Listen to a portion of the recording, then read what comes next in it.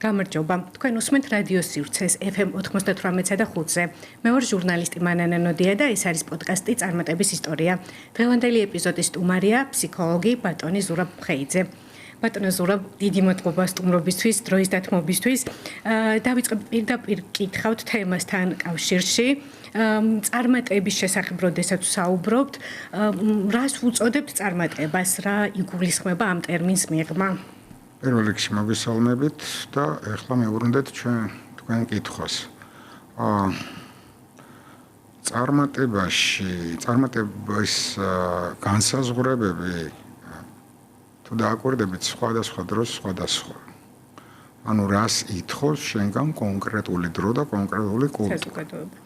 სამწუხაროდ ის არის, რომ ძალიან ბევრი მარკეტინგი გაერია წარმატებაში და თუ ადრე რაღაცა წარმატებული რო ყოფილიყავი, რაღაც მეცნიერი უნდა ყოფილიყავი, არქიტექტორი უნდა ყოფილიყავი, რაღაც უნდა შეგექმნა, ეს ყველაფერი გადახურდავდა ნახვების რაოდენობაში.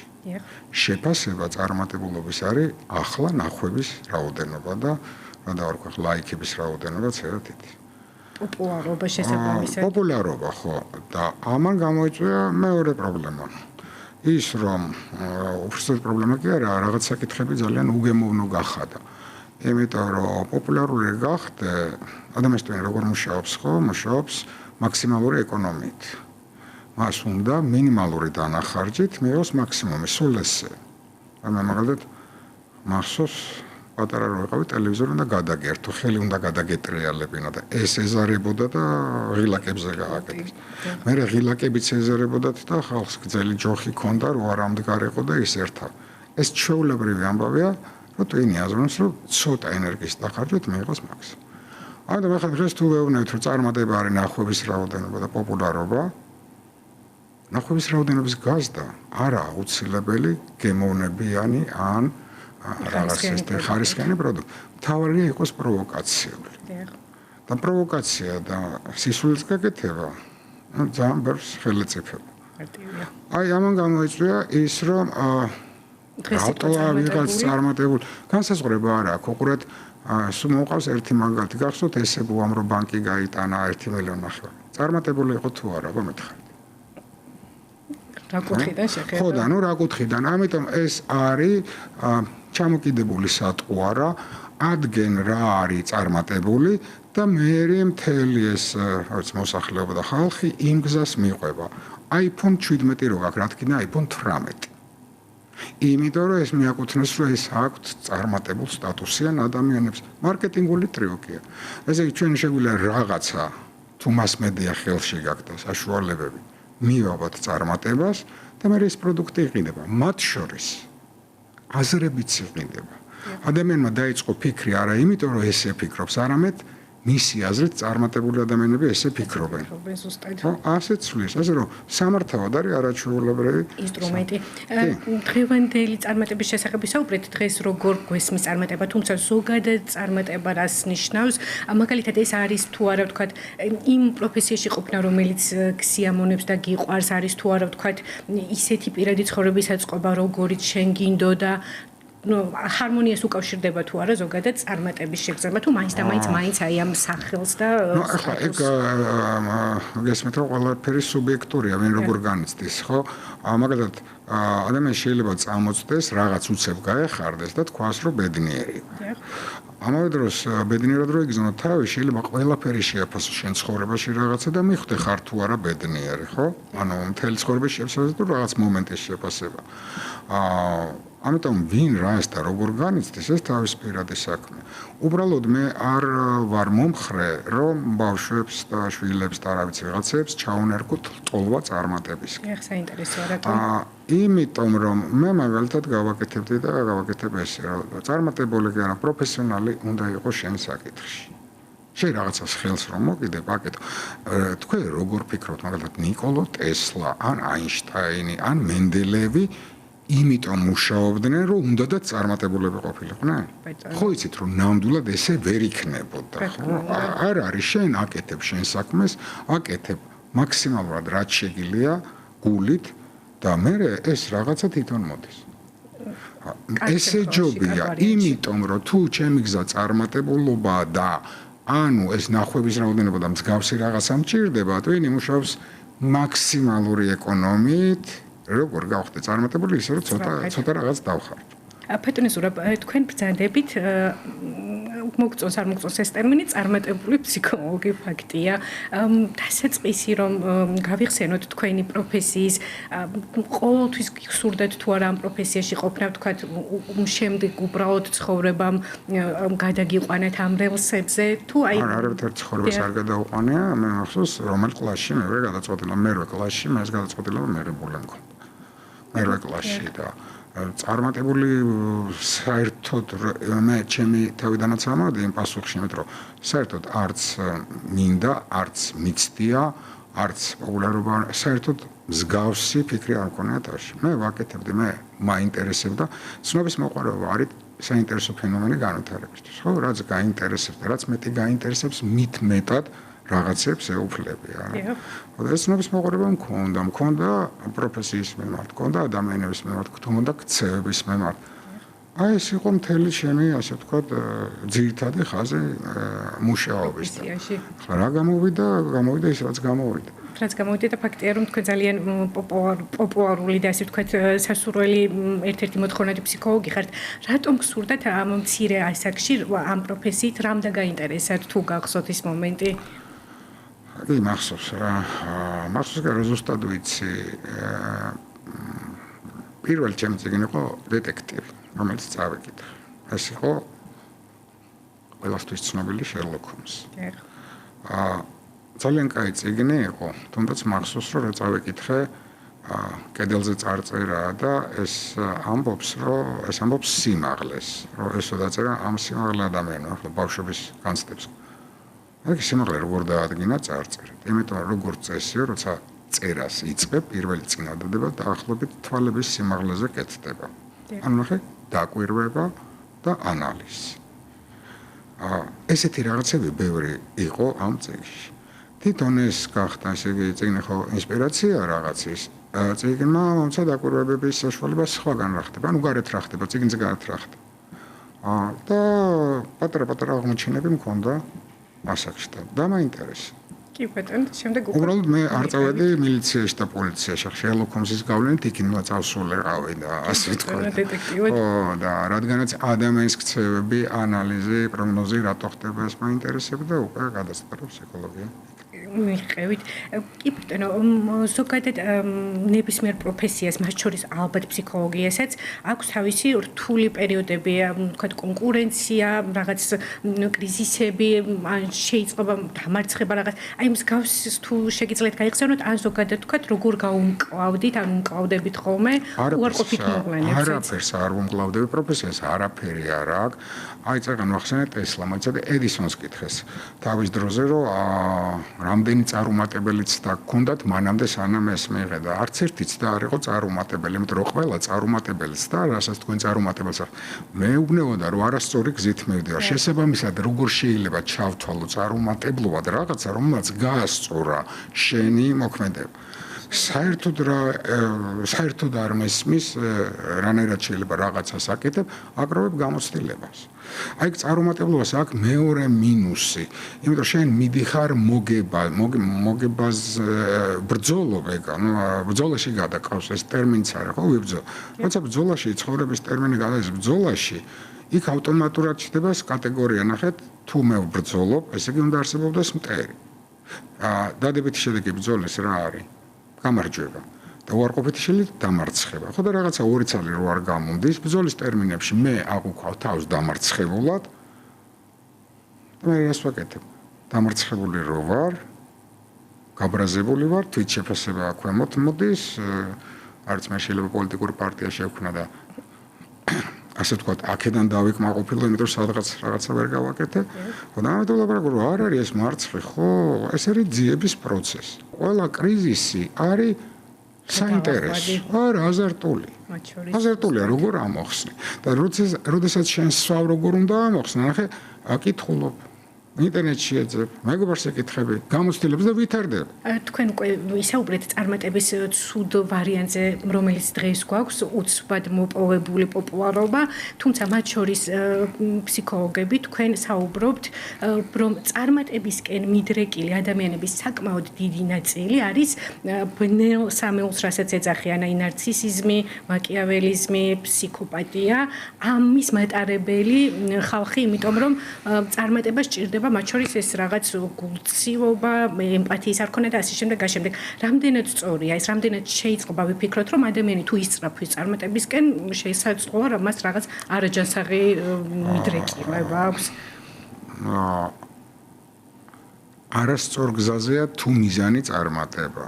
მე ესე ვფიქრობ, იმიტომ რომ ზუსტად ეგ აგირებს რაღაცებს, მაგალითად, ხო, დაუშვათ ცხოვრობთ კაციწამიებში. წარმატებული იქნება ვინც ბევრ კაცს შეჭამს, ხო? და თქვენ მოგიწევთ, ნახე უკვე არათავისუფალი ხართ. თქვენ მოგიწევთ იმის გაკეთება, რომ ვიღაცამ დაგარქვათ წარმატებული. თქვენ კარგავთ პიროვნულ თავისუფლებას. ამიტომ მე ვამბობ, რომ არასწორი გზა, რა თქმა უნდა, ნარცისიც შეიძლება მოხდეს, ისიც შეიძლება მოხდეს, ასე შეიძლება, ყველაფერი შეიძლება მოხდეს. ასე რომ ვინც წარმატებულია იმაზე თქვა რომ ეგეთი ტიპი იყო ან რაღაცა, ну არ შეიძლება, არ არის. თან საშიში ის არის რომ ჩვენ როცა ესე მსჯელობთ, მე ვიღაცას დაინახავ, კარგად არის და ეს ეტყობა, მე უნდა ეთქვან რომელიღაცა ბნელი იქიდან გამოწ. არ შეიძლება ეს ყოველ კონკრეტულ შემთხვევაში თავის შემთხვევა.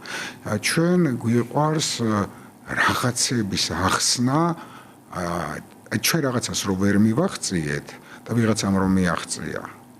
ჩვენგან განსხვავებული ორი ვარიანტი გვაქვს. ან უნდა შევაფასოთ არანორმალურად და გიჟად, ან უნდა თქვათ რომ გენიოსი. და სინამდვილეში ეს ორივე მე მჭირდება, იმიტომ რომ ჩემი უმოქმედობა გავამართლ. მე ვარ ნორმალური, ეს თქვენ ხართ რაღაც არანორმალური, ან გენიოსი, ან გიჟი, ხო? ესეთი. თავის დაცვა. ხო და ამიტომ არ მიყვარს რაღაცის სახელის დარქმება. ესე ზოგადად რომ ვინც წარმატებისკენ მიისწრაფის ნარცისია რაღაც. კარგი, მოდი ესე ვქნათ. არის ადამიანები, რომელმაც წარმატებას მიაღწია ჯინაზე. შობლებმა უთხრეს რომ შენგან აფერი არ გამოვა და გაჩვენებ თუ არ გამოვა. წყვილებშიც კი განქორწინებული ცოლი მერე გაგიჟდა, რაც გაშორდა, მანამდე გაგიჟებული იყო ჯობდა, ანუ მე კაი ასპექტით. ახლა რა დავუქვათ, ნარცისია? რომელი კუთხე? ხო და ამიტომ ვამბობ, რომ ყოველ კონკრეტულ შემთხვევაში კონკრეტული რაღაც საკითხია, რა ვიცი, ნარცისი შეიძლება იყოს, მანიაკი შეიძლება იყოს, ნორმალური შეიძლება იყოს, ესე ვერ გავსაუბროთ. ბატონ ზურაბ, რატომ ხდება, რომ წარმატება ზოგიერთ ადამიანს რადიკალურად ცვლის, ანუ რეალურად მათ სახეს გვაჩვენებს და უარყოფითად ცვლის, ამას გულისხმობ, ეგრეთ წოდებულ თავშევარდნას, რასაც უწოდებენ და ასე შემდეგ და ასე შემდეგ, რეალურად მათ სახეს აჩვენებს ეს წარმატება, თუ შესაძლოა მართლა იმოქმედოს და სხვა თვისებები აღმოაჩენოს საკუთარ თავში. აქ ლაპარაკია პიროვნულ ზრდაზე. თუ პიროვნება გაზრდილია, მას ნაკლებად დაინტერესებს რიტუალები მასთან დაკავშირებით. რიტუალი რას ნიშნავს? რა მქვია, რა დიპლომი მაქვს, რას მეძახიან. როცა შენ თავში იცი რომ აკეთებ იმას, რასაც აკეთებ და დარწმუნებული ხარ, შენ მაინც და მაინც არ გჭირდება მთელი მსოფლიოს შეფასება. არ გჭირდება. ამიტომ თუ შენ ამაზე დამოკიდებული, მოდი სხვანაირად გეტყვით, უფრო ყველაზე საცოდავ დღეში არიან ხოლმე სახელმწიფო მოხელეები. და რატო? იყო მინისტრი ან რაღაცა იყო. და ყველაფერი იყო. ყველა მას უყურებდა, რა ვიცი, ბევრი მეგობრები ყავდა. გაუშვეს სამსახურიდან და არაფერი აღარ არის. როცა შენ მიხვდები, რომ თუ შენ სკამიდან ადექით არაფერი არ ახარ, მაშინ შენ პიროვნულად განვითარებული არ ხარ. ერთ წამოწ და ტელევიზიაში სხვადასხვა ნაცნობია ჩვენ. რაღაცას ლაპარაკო და თქვენ ისეთი ქვეყანა გინდათ, სადაც მე არაფერი ვიქნები. არაფერი როგორ უნდა იყო შენ თუ პიროვნება. სულ არ გაღიარო, ნუ სიტყვაზე მოდი ესე ვთქვათ რა. შენ როგორ თვლი შენ თავს?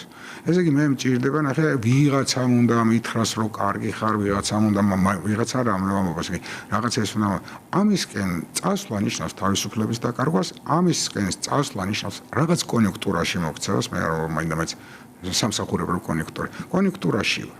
იმიტომ ახლა მოდაში ეს არის და მე თუ ამას ვიტყვი, ყველა ტაშს დაუკრავს, ხო?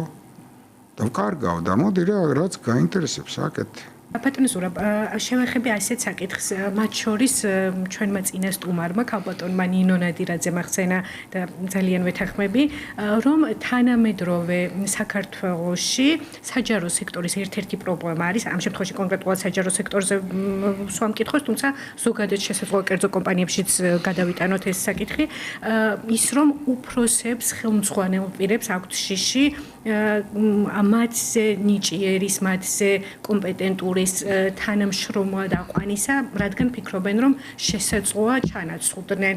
მაშინ, როდესაც მათ შორის დასავლური წარმატების კულტურა გვასწავლეს, ეს ცნობილი სახელები, ვინც ვიცით, სტივ ჯობსი და ასე შემდეგ, რომ გუნდში უფრო ჭკვიანი საყვანა ნიშნავს აი ზუსტად იმ ლიდერობას და იმ მათ შორის ჭკუას, რომ შეგიძლია საუკეთესო გუნდი შეკრიბო, რომელიც ესე ვთქვათ, მართავს ბოლოს ძალიან კარგად საქმეებს.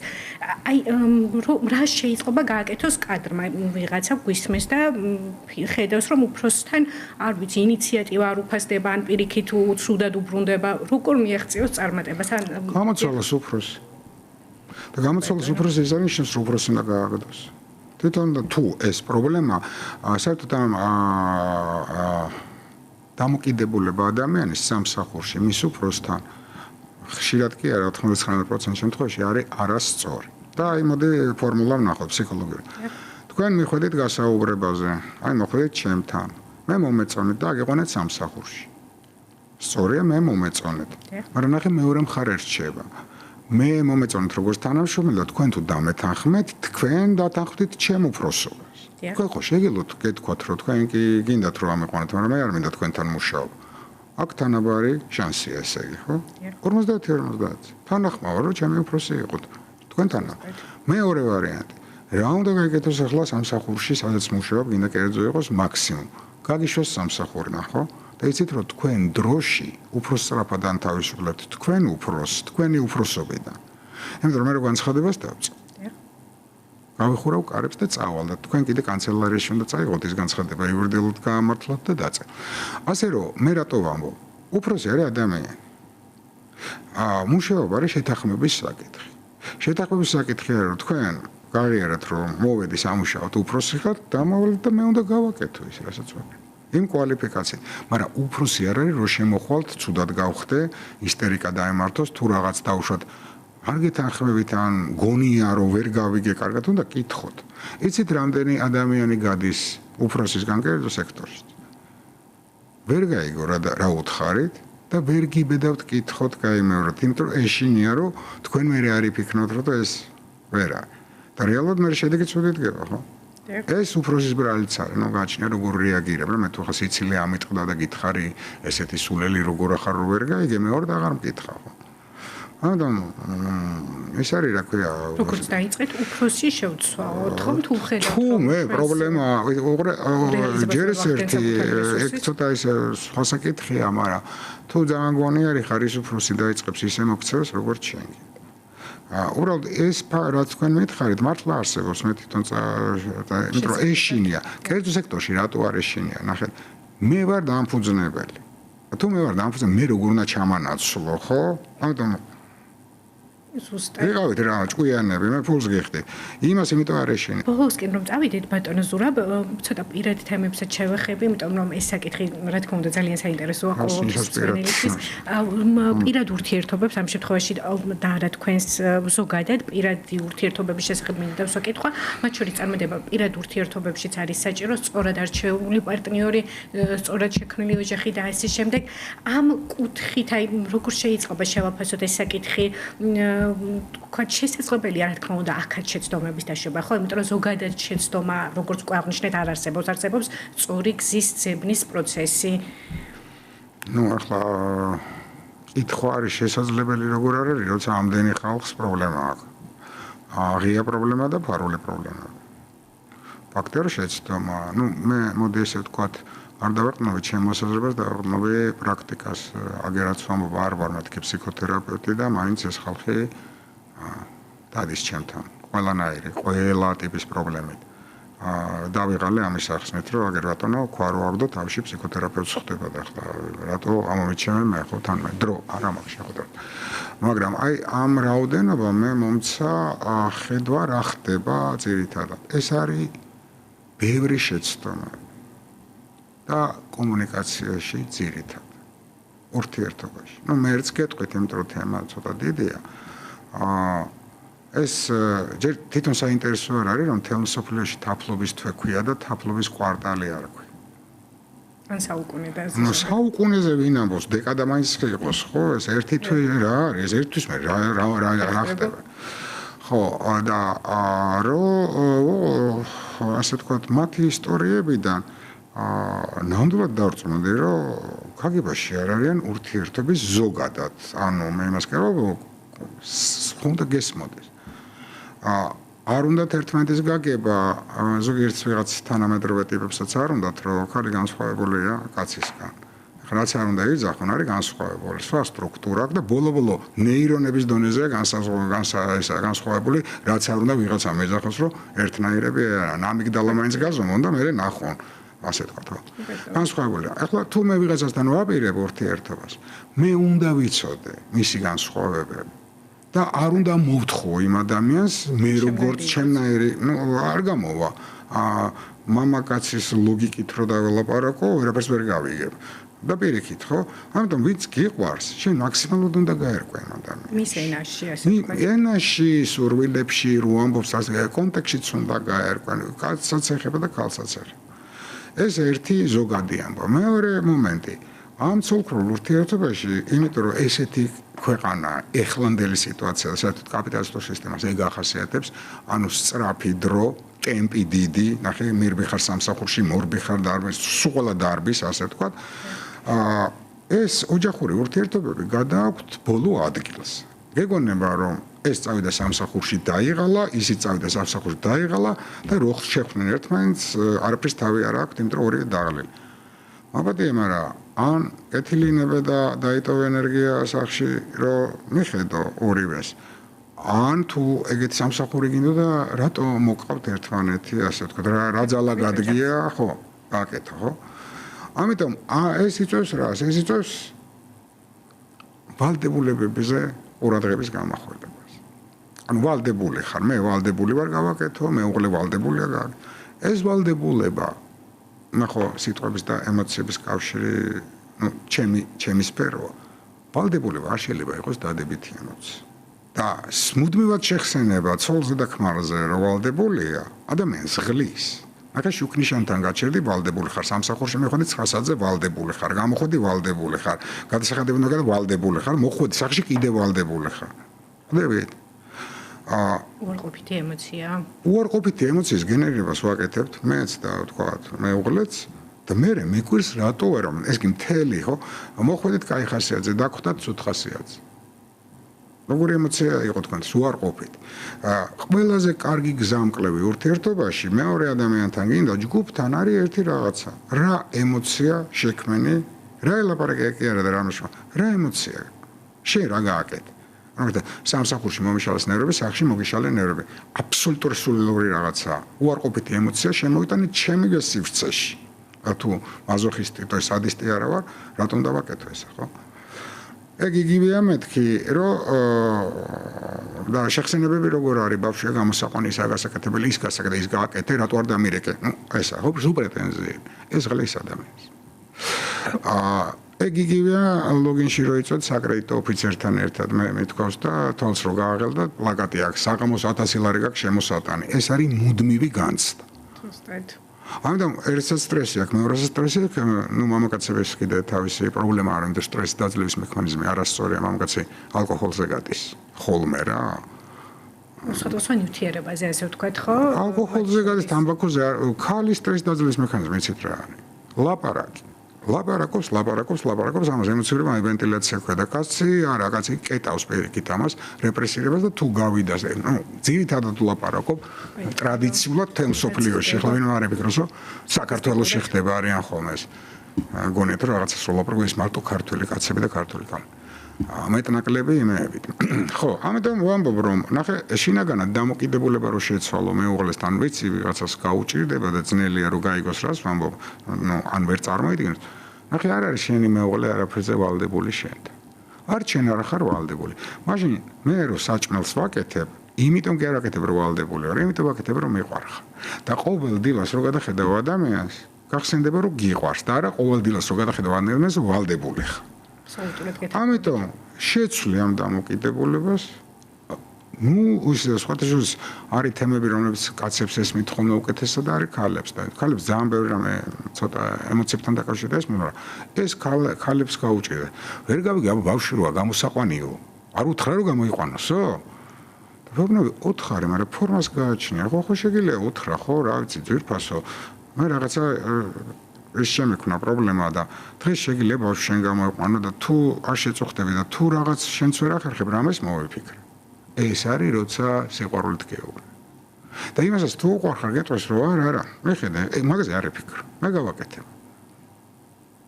ფორმა აქ არ არის ეს ბავშვი მარტო ჩემია? ხო? ესეთ პრეტენზია, ხო? ხო, ამიტომ არის ესა და ეს ყველაფერი იწვევს კიდევ ამბობ დავანებოთ ამ ცოლ-ქმარს ზოგადად ურთიერთობაში რომელი ემოციების გენერაციას აკეთებ იქით ხარ იმ სივრცეში სადაც შენ იყო. თუ ესე გაანალიზებ აღმოაჩენ რომ ხშირად აკეთებ საპირისპიროს რისი მიღებაც გინდა. ანუ მე მინდა რომ კარგად ვიყოთ, მაგრამ თუ ვაკეთებ ჩემი ქსევით აბსოლუტურად საბერძნოდ კიდე უარეს უმატებ რომ რატო არა ვართ კარგად. და როგორ ვიქნები? კი ბატონო, შესაბამისად ოჯახურ თანაცხოვრებასაც და ურთიერთობებსაც, პირად ურთიერთობებასაც ისეთივე მუშაობა სჭირდება, როგორც თქვა შორის პროფესიას კარიერას. ეს კაცების შეცდომა უფროა, როგორც დავაკეთე მამაკაცს, მაგრამ ორივესე. ახლა სამსახურში ხარ ძალიან მაგარი რა, რა ვიცი, დავარქვათ რა თქვენ გიყვართ წარმატებული თუ პირველი ხარ და სახში გონიათ რომ უნდა დაისვენონ და დასვენებაში ერთ-ერთ გულისხმობ რომ თავი გამორთო. მე გეუბნებით როგორც კი გონებას გამორთა, იქ იწყება პრობლემა. ანუ იქ ხო ბევრი ვიფიქრე, ხო მაგარი წარმატებული ვარ, ხო მაქეს, ხო ისა და სახში რომ მივიდე მინდა დავი. არ არის თავის გამორთვა, ანუ გონების გამორთვა, ანუ პროცესის მართვაზე უარის თქმა. აი მას ვადარებ ხოლმე ეს რო ახსენე თაფლობის თვე. იცი რას გავს ეს სადაც ლამაზ იმაზე პლაჟზე, იახტაზე რომ ახვიდე რაღაც შენ შეყვარებულთან თუ ახალ გათხოვილი ხარ თუ ქმარია და აი მაგარ კარგად ახარ, ძალიან კარგად ახარ. მაგრამ ნახე, ერთი დღე, ორი დღე, სამი. თუ იახტის. საჭეს ხელი არ მოკიდე. აი რო ამოვარდება შტორ. რო დაიწყება მოქცევა. სად წაგიღებს და მიგაქანებს არა. ზუსტად იმიტომ რომ ის ერთი თვე ჯერ შტორმი არ არის. მე იწყება და შენ უნდა მიხდე რომ და მოგიდო ხელი სამართალ საშუალო ხო საჭეს უნდა მოგ. ფაქტობრივად მეორე სამსახური უნდა უწოდოთ. არა, ესე მძიმე რატო? პირველიც კი. რა თქვინდა? შეგვიძლია სამსახურს თვითონ დატვირთვა აგენა. სამსახურიდან წავედი სამსახურში. რატო სამსახურში სივრცეა, სადაც თქვენ ერთად ხართ, იმიტომ რომ ორივე გააკეთოთ ის, რომ მეორე ადამიანი გრძნობდეს კარგად თავს. მე კი არ უნდა ვიფიქრო ჩემზე რომ ეგრძნობდე კარგად თავს. მე უნდა ვიქნო პარტნიორზე და ისიც იგივეს უნდა ფიქრობდეს. მაშინ გამოდის არაჩვეულებრივი ურთიერთობა. და ჩვენ ვერ ვეკაჩებით ხოლმე მე ვერ გძნობ კარგად. ფორმა პრეტენზიები დაგროვდა ცოლ-ქმართან მაგალითად, ხო? იწყება როგორ? გარჩევა საქმის დასახდებიან. ამბობს რომ მე მაკლია შენგან ეს.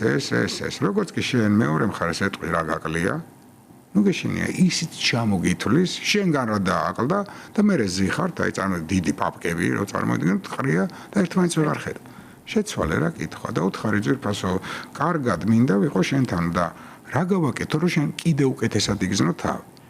იმენ უნდა გითხოს რომ მე რა გავაკეთო. თემები იგივე შემოვა. ოღონდ კონფლიქტით. ნუ სიყვარულით წარმოიდგინე რა გავაკეთო შენთვის მინდა რომ კარგად იყო. იგივე თემებს განიხილავთ ჩხუბის და დავით გარეშე. ბატონო ზურაბ, ამ საკითხთან დაკავშირებით ერთ კითხვას დაგისვამთ კიდევ ბოლო პერიოდში ხშირად გვესმის რომ მათ შორის რაღაც დემოგრაფია შემცირდა, მათ შორის რაღაც ქორწინებებმა იყო, განქორწინება მიმატა არა მხოლოდ საქართველოში, სოფლიოს მასშტაბით არსებობს ეს კრიზისი, თუ შეიძლება ასე ვუწოდოთ. მათ შორის აღნიშნავენ რომ შესაძლოა ეს უკავშირდებოდეს სოციალებს, ასე ვთქვათ, დიდი არჩევანის, მათ შორის ვირტუალურად მიწოდების შესაძლებლობა უკავშირდებოდეს კარიერაზე, ქალების განსაკუთრებულ აქცენტს და სხვადასხვა მიზეზი შეიძლება იყოს. თქვენ როგორც ფსიქოლოგი როგორ შეაფასებთ? არის თუ არა კრიზისი თანამედროვე ურთიერთობებში ქალსა და კაცს შორის და რას უკავშირდება?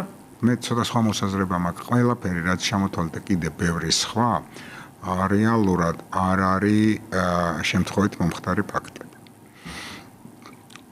მოდი ესე ვთქვათ, არის სისტემა, რომელსაც უნდა რომ მართოს ადამიანები. რომ მართოს, ის უნდა იყოს უკონკურენცი. და უკონკურენციო სისტემა რო ვიყო, მე ხელს მიშლის კულტურული ნორმები, იმიტომ რომ ერთიან სისტემას ვერ ვაყალიბებ. აქ რო გავაკეთე, ისინი არ მემორჩილებენ, იმიტომ რომ რელიგიური მომენტები. ერთ-ერთი ხელშემშლელი არის ოჯახური ინსტიტუტი. იმიტომ რომ ჩვენ რო ხედავთ ადამიანები რო განსხვავდება, დიდი წილი როგორი ხარ თქვენ და მე ოჯახებიდან მოდის. დიდი წილი, კი, ბევრი რაღაცი. ამიტომ რადგანაც მე დავინახე რომ ყველა იმ ელემენტზე რომელიც აყალიბებს გარკვეულ ქცევას შეტევა ხორციელდება და ინგრევა ეჭვმეპარება რომ ეს იყოს შემთხვევითი პროცესი.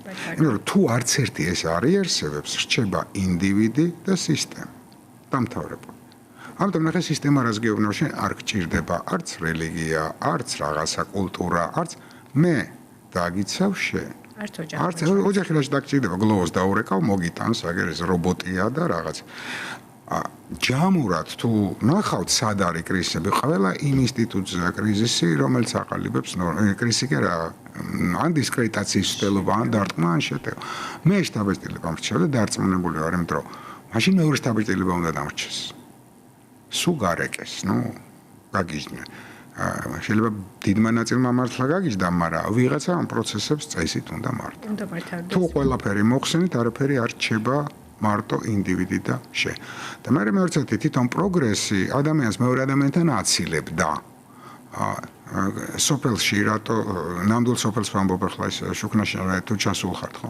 ყველა გესალმებათ. მე სულ მავიწყდა ვარ ქალაქში ეგრე ხო არ დავდივარ ხო ყველა გესალმებათ. ხო, იმიტომ რომ იქ საჭიროება რა იყო თქვენთან რომ ხანძარი გაჩნდებოდა, მე უნდა მოგხმარებოდი და ჩემთან თუ გაჩნდებოდა, ამიტომ ჩვენ გვინდოდა რომ ერთად ყოფილიყავით. ეხლა გაჩნდა სახანძრო. გაჩნდა სასტრაფო, ხო? მე პროგრესო. იტალიური ეზო იცით. იტალიური ეზოს მე გადაკეთდა, ნახე, გაჩნდა корпуსი. ბინები გაჩნდა, აი თქვენ ბაქანზე ვინც არის. ამათ გაუჩნდათ ორი კარები, სამი კარები, ნახე, მიდის იზოლაციისკენ. ერთ корпуსში აღარ ვიცნობთ ერთმანეთს. ხო. ხო, ის რო იყო მთელი ეზო რო ჩვენი ეზო რო ნახო ფილმი, მთელი корпуსი ერთმანეთს იცნობს, ხო? ეს ურთიერთობები იკარგება, იმიტომ რომ საჭიროებები, ფუნქციონალური საჭიროებები ნაკლები. ამიტომ ნახე, ისა ტექნიკური პროგრესი ჩემი შეფასებით პირდაპირ პროპორციულია კულტურული რეგრესის. აგერ ერთი ადამიანს შევხვდი და მელაპარაკებოდა რომ რენესანსის ეპოქაში, მოდი ვთქვათ იმპრესიონისტები. ნახატს უყურებდი და ამბობდი რომ რა მაგარია როგორ დახატა. მოდერნიზმი შემოვიდა და ეხლა რა კითხვა გაგიცი, რა დახატა. ხო, ორი წერტილია შუაში ხაზი და ხალხი ამბობს რომ შედევრია და კიდე იხდენ, ოღონდ ძალიან ძნელი დასამტკიცებელი რომ ის რამე ღირებულებას არ მოაქვს. პროგრესი ყოველთვის პროგრესი არ არის. პროგრესი არის წინსვლა და წინ თუ მიდიხარ, სადაც გზა არ არის ან გადასაჭეხია, ნამდვილად ვერ ვიტყვი რომ პროგრესულ გზაზე დგას. ბატონო ზურაბ, უდიდესი მადლობა საინტერესო საუბრისთვის, დიდი მადლობა სტუმრობისთვის.